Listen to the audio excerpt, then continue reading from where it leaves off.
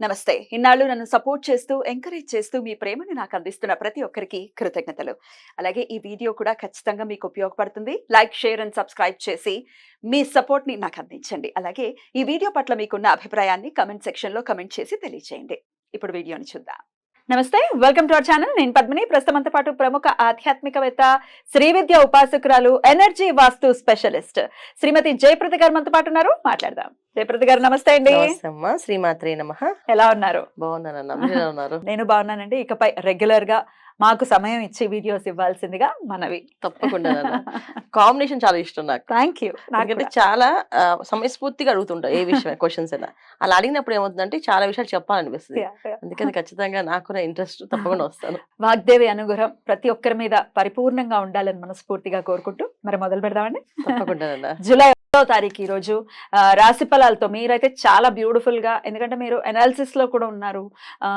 అంటే జాతకాలు చెప్పేయటమే కాదు, వాళ్ళ బిహేవియర్ ఎలా ఉంటుంది అనేది కొన్నేళ్ల బట్టి మీరు పరిశోధనలోనే ఉన్నారు కాబట్టి రాశి ఫలాలు కూడా డెఫినెట్ గా చాలా అక్యురసీ వస్తుంది మీరు చెప్పేటటువంటి విధానంలో. రైట్, ఇక జూలై 1 నుంచి చూసుకుంటే రకరకాల మార్పులు. అటు కాలసర్ప దోషంలోనే ఇప్పుడు గ్రహస్థితి ఉంది అని చెప్పుకోవచ్చు.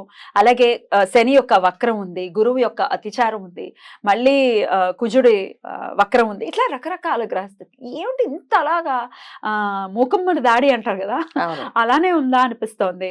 మరి ఏంటి ద్వాదశ రాశుల వాళ్ళకి ఎలా ఉంటుంది? ఈ విషయాలన్నీ ఒక్కసారి మీ ద్వారా. తప్పకుండా. అయితే మనకి గ్రహాల అనుగ్రహం లేదు అని అనుకుంటున్నాం కదా, దీనికి కారణం ఏంటంటే మనం చేస్తున్న కొన్ని తప్పిదాలు. సో మానవులుగా మనం పుట్టిన తర్వాత కొన్ని విషయాలు మనం నియంత్రణ లేకుండా చేసే ప్రతి ఒక్క పని ఇవాళ అవి విజృంభిస్తున్నాయి. ప్రకృతి విలయతాండవం చేస్తుంది మన మీద. ఎప్పుడు ఎటు నుంచి ఏది వస్తుందో అని చెప్పకుండా చేసేస్తున్నారు వాళ్ళు.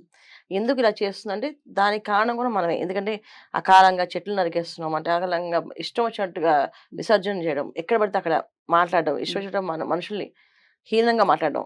అంటే మానవుడిగా పుట్టాక, ఒక మనిషిగా పుట్టాక ఫస్ట్ మనిషిగా ఉన్నప్పుడు ఇంక తోటి మనిషిని గౌరవించాలి, తోటి మనిషిని హీనంగా మాట్లాడకూడదు. కానీ ఆ లక్షణాలు ఏమి పెట్టుకోకుండా మాకున్నది ఇంత అని గర్వంతో వెళ్ళిపోయిన వాళ్ళు, గర్వంతో ఎగిరే వాళ్ళు, గర్వంతో ఉన్న వాళ్ళకి ఇవన్నీ కూడా శిక్షలు. అంటే ఇప్పుడు ఏం చేస్తే పెద్దవాళ్ళు చేసిన ఏవైతే పుణ్యం ఉంటుందో అది పిల్లలకి వస్తుంది. మరి పెద్దవాళ్ళు చేసిన పాపం కూడా పిల్లలకి వస్తుంది కదా. ఒకప్పుడు ఎప్పుడో మనం చేసిన ప్రతి ఒక్క చర్యకి ఇవాళ మనం అనుభవిస్తున్నాం. ప్రతి చర్య అనమాట. అది ఎలా తీసుకుంటుందంటే ఇంకా విధ్వంసం చేస్తుంది. ఇప్పుడు మనకి కోపం వస్తే మనం నష్టపోతాం, మన కుటుంబం నష్టపోతుంది. ప్రకృతి కోపం వస్తే ప్రపంచము అల్లాడిపోతుంది. ఇది ప్రస్తుతం ఉన్న గ్రహస్థితి. ఇప్పుడు గ్రహ గమనాలు అన్ని కొన్నా మనకి ఎప్పుడు ఏది ఎలా నడుస్తుంది అనేది చెప్పడానికి లేకుండా ఉంది. ఇప్పుడు రాశి ఫలాలు మనం తీసుకుంటే మాస ఫలితాల్లో ఇప్పుడు కుజుడు అనుకూలంగా లేడు, రవి అనుకూలంగా లేడు, శుక్రుడు అనుకూలంగా లేడు, బుధుడు అనుకూలంగా లేడు. ఎవరికి వీళ్ళకి ఈ బుధుడు అనుగ్రహం ఉంది అంటే వాళ్ళకి బుధుడు అనుగ్రహం లేదు, వీళ్ళకి శుక్రుడు అనుగ్రహం ఉంది అంటే వీళ్ళకి శుక్రుడు అనుగ్రహం లేదు. అలా ప్రతి ఒక్కరికి ఒక్కొక్క రాశికి వీడు ఒక గ్రహమే అనుకూలం. అంటే ఈ మాసంలో మనం ఒక గ్రహం మాత్రం అనుకూలంగా ఉంది ఒక్కొక్క రాశికి. అది కూడా మిశ్రమ ఫలితాల్లో, పూర్తి ఫలితాల్లో కాదు. దీనికి మనం ఏం చేయాలి అంటే భగవంతు ప్రార్థన. మనం మనిషిగా పుట్టినప్పుడు మనం చేయాల్సిన ధర్మం ఏది ఉంది, తోటి మనిషిని హీనంగా చూడకుండా తోటి మనిషితో మంచిగా మాట్లాడి వాళ్ళు ఎవరో ఏంటో పక్కన పెడితే మనిషి ముందు ఆ విధంగా మనం ముందుకు వెళితే అన్ని కూడా మనకి ప్రశాంతంగా జరుగుతాయి. మన ఇంట్లో మనం బయటికి వెళ్ళేటప్పుడు ఖచ్చితంగా దైవారాధన, దీపారాధన చేసుకోవడం, శుభశకునాలు చూసి బయటికి వెళ్ళడం. వెళ్ళేటప్పుడు ఇంట్లో పెద్దవాళ్ళు ఎవరన్నా అమ్మ ఉంటే అమ్మ, భార్య ఉంటే భార్యని ఎదురు రమ్మని చెప్పడం. వాళ్ళు వెళ్ళేటప్పుడు వస్తున్నప్పుడు క్షేమంగా వెళ్ళండి, లాభంగా రండి అని చెప్పి వాక్యం చాలా ముఖ్యం. ఒకప్పుడు ఇలా ఉన్న ఇప్పుడు ఈ ప్రస్తున్న కాలానికి, ఈ విషమ కాలానికి మాత్రం ఖచ్చితంగా ఇంట్లో శుభశకునాలు చూసుకొని బయలుదేరడం అనేది చాలా చాలా అవసరం. ఇది చేదస్తాల కింద కొట్టి పడేస్తే మాత్రం మనం ఇంకేం చేయలేము. పాజిటివ్ యాటిట్యూడ్ ని మనం ఖచ్చితంగా పెంపొందించుకోవాలి, పాజిటివ్ గానే ముందుకు వెళ్ళాలి. ఎందుకంటే చాలా భయానకమైనటువంటి ఇవాళ కూడా చూసుకుంటే అక్కడ ఫైర్ యాక్సిడెంట్ జరిగింది ఇక్కడ జస్ట్ మనకి హైదరాబాద్ దగ్గరలోనే, లింగంపల్లి దగ్గరలో జరిగింది ఫ్యాక్టరీ. సో ఎక్కడ చూసినా వార్త అనేది ఏదైనా వస్తుందంటే అది భయం వేసేస్తుంది, ఏం జరిగిందిరా. సరే, మరి గ్రహస్థితి ఇంత దారుణంగా ఉన్నప్పుడు డెఫినెట్ గా మనం మన జాగ్రత్తలు తీసుకోవాలి. దైవారాధన మస్ట్ అండ్ షుడ్ గా చేసుకోవాలి, అందులో ఎటువంటి డౌట్ లేదు. అయినప్పటికీ ఒకసారి ద్వాదశ రాశులకి విడివిడిగా ఒకసారి మాట్లాడుకుంటే పర్టికులర్ గా ఏ విషయాల్లో ఏ రాశుల వాళ్ళు జాగ్రత్త పడాలి అనేది ఒక్కసారి వివరించండి. తప్పకుండా. మరి మొదలు పెడదాం. ఇక మరి సింహరాశి వారికి ఎలా ఉండబోతోందండి ఈ మాసం అంతా కూడా? తప్పకుండా. సింహరాశి వారికి ఈ మాసం కొంచెం మంచి ఫలితాలు కనిపిస్తాయి.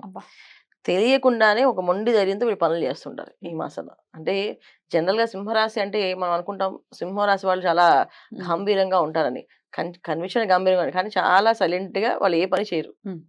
ఒక విధంగా చెప్పాలంటే కొంత రకంగా నా వల్ల కాదు, మన వల్ల అయితేనే చేద్దాం అని చెప్పి వాళ్ళ గౌరవాన్ని కాపాడుకోవడానికి చెప్పి ఇంట్లో ఉండిపోతుంటారు. కొంచెం బెరుకుంటుంది. బెరుకుంటుంది, బద్ధకం కూడా ఉంటుంది. బద్ధకం. కాకపోతే ఏంటంటే అది బయటపడరు. అరే ఎందుకంటే అంత కష్టపడి వీళ్ళు చేసిన లాభం ఏముంటుంది అని వీళ్ళే అనాలిసిస్ చేసేసుకొని వీళ్ళే ఒక అనాలిసిస్ పెట్టుకొని ఆ అనాలిసిస్ ప్రకారం వాళ్ళు వెళ్ళరు. ఆ వెళ్ళకపోవడం వల్ల చాలా విషయాలు కోల్పోతుంటారు చాలా మంది. అయితే ఈసారి సింహరాశిలో కుజుడు ఎంటర్ అవ్వడం వల్ల, కుజుడు ఉండడం వల్ల, కుజకేతులు ఉండడం వల్ల తెలియకుండానే విపరీతమైన మొండితనం వచ్చేస్తుంది. ఆ మొండితనం ఏంటంటే కొన్ని రాశి అది సింహరాశి వాళ్ళకి కొంతమందికి మంచిది, కొంతమంది చెడు. కొంతమంది మంచిది ఎందుకన్నా అంటే ఉద్యోగం రాదు, ఉద్యోగం చేయలేను అనుకునే వాళ్ళకి ఉద్యోగం చేయాల్సిందే నేను, లేకపోతే కుదరద్దు అని ధైర్యంగా చేసి ఉద్యోగ ప్రయత్నాలు మొదలు పెడతారు. అది మంచి ఫలితాలు. వివాహం కాదు ఇంకా వివాహం వదిలేశాను అనుకునే వాళ్ళు వివాహ ప్రయత్నాలు వీళ్ళు చేయరు. ఆ వాతావరణంలో సంబంధం వచ్చి మేము వివాహం చేసుకోవాలని సిద్ధంగా ఉన్నామని చెప్తారు. ఇది మంచి ఫలితాలు. కొంతమంది ఇదే ఉద్యోగం ఎలా చేస్తానని చెప్పి పీకి పడేస్తారు ఉద్యోగాన్ని, వద్దని చెప్పి వదిలేసి వస్తారు ఉద్యోగాన్ని. పీకి పడే కదా వీళ్ళే వదిలేసి వస్తారు. నేను చేయని ఉద్యోగం నేను వ్యాపారం చేసుకుంటాను చెప్తాను చెప్పి. అది కూడా మంచిదే. కాకపోతే ఏంటంటే జాతకంలో యోగమైన జాతకం ఉండి దశ అంతదశలు బాగుంటే వాళ్ళ మొండితనానికి వీళ్ళు కొత్తగా వ్యాపారం మొదలు పెడితే ఈ జాతకం కలిసి వస్తే వీళ్ళకి బ్రహ్మాండంగా రాజయోగం కనిపిస్తుంది.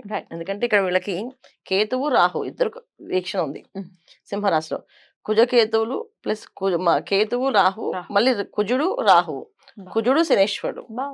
సో మొండి ధైర్యము, మొండి పట్టుదల తెలియకుండానే వీళ్ళకి ధైర్యంగా వస్తుంది. పాపగ్రహాలు ఎప్పుడైతే బలంగా ఏర్పడతాయో మనం చేసే పనుల్లో కొంచెం స్ట్రాంగ్ గా ఇస్తాయి ఎనర్జీస్ ని. ఆ తర్వాత ఏమైనా కానివ్వండి, ముందైతే దూకడానికి సిద్ధపడిపోతారు వీళ్ళు. తర్వాత కాళ్ళు ఇరుగుతాయి విరగం అనేది తర్వాత విషయం, వాళ్ళ జాతకంలో యోగాలు బట్టి ఖచ్చితంగా ఆ ధైర్యం అయితే చేయగలరు. ధైర్యం చేయడం వల్ల వీళ్ళకి జరిగేవి ఏంటంటే ఉద్యోగస్తులకి మంచి జరుగుతుంది, వ్యాపారస్తులకి మంచి జరుగుతుంది. విద్యార్థులు అసలు ఏ సెమిస్టర్ పాస్ అయిన వాళ్ళు మొత్తం అన్ని సెమిస్టర్స్ ఒకేసారి పాస్ అయిపోతారు. అయితే ధైర్య సాహసే లక్ష్మి టైప్ లో ఉంటుంది వీళ్ళకి హ్యాపీగా. సో అన్ని బాగున్నప్పటికీ కూడా ఆరోగ్య విషయంలో కొంచెం జాగ్రత్తగా ఉండాలి వీళ్ళు. ఆరోగ్య విషయం చాలా జాగ్రత్తగా ఉండాలి. వ్యయ స్థానంలో రవి వస్తాడు 14 నుంచి. అప్పుడు కాస్తంత వీళ్ళకి అనారోగ్య సమస్య అనేది ఉంటుంది. ఇప్పుడు లాభస్థానంలో రవి వేరు, వ్యయ స్థానంలో రవి వేరు. వాళ్ళకి లాభస్థానంలో రవి మనకి 14 వరకు ఉండదు, తర్వాత నుంచి వ్యయ స్థానంలోకి వచ్చేస్తాడు. అప్పుడు కాస్తంత అనారోగ్య సమస్య అనేది వచ్చే అవకాశం ఉంది. ఆహార విషయాలు చాలా నియమాలు పాటించాలి, సాత్వికమైన ఆహారం తీసుకోవాలి, ఆదివారాలు నిష్ఠగా ఉండాలి. ఆదివారాలు ఎక్కడ కూడా ఎటువంటి అంటే తామస గుణం రాజస గుణం కలిగిన ఆహారాలు తీసుకోకుండా సాత్విక గుణమైన ఆహారాన్ని తీసుకోవాలి వీళ్ళు. శాకాహారాన్ని, సాత్వికమైన ఆహారాన్ని తీసుకుంటే మంచి ఫలితాలు. రైట్. ఆ దేవతారాధన విషయం కూడా ఒకసారి చెప్పండి. సూర్య ఆరాధన, సూర్య నమస్కారాలు, పొద్దున్నే లేవడం, సూర్య నమస్కారం చేసుకోవడం, సూర్య ఆరాధన చేసుకోవడం, నవగ్రహాలు ప్రదక్షిణ చేయడం. ఎందుకంటే వీళ్ళకి ఒక్కరికే నవగ్రహాలు అనుగ్రహిస్తే అన్ని రాసుల కంటే గ్రాటిట్యూడ్ చూపించారు, ఖచ్చితంగా చూపించారు కదా. మాకు హ్యాపీగా లైఫ్ లో ఒక పని చేస్తే మనం వాళ్ళకి 10 సార్లు థ్యాంక్స్ చెప్తాం. నవగ్రహాలు వీళ్ళకి బాగా యోగిస్తున్నాయి కనుక ప్రదక్షిణాలు చేసి దండం పెట్టుకోవడం. రైట్. చాలా చక్కగా వివరించారు.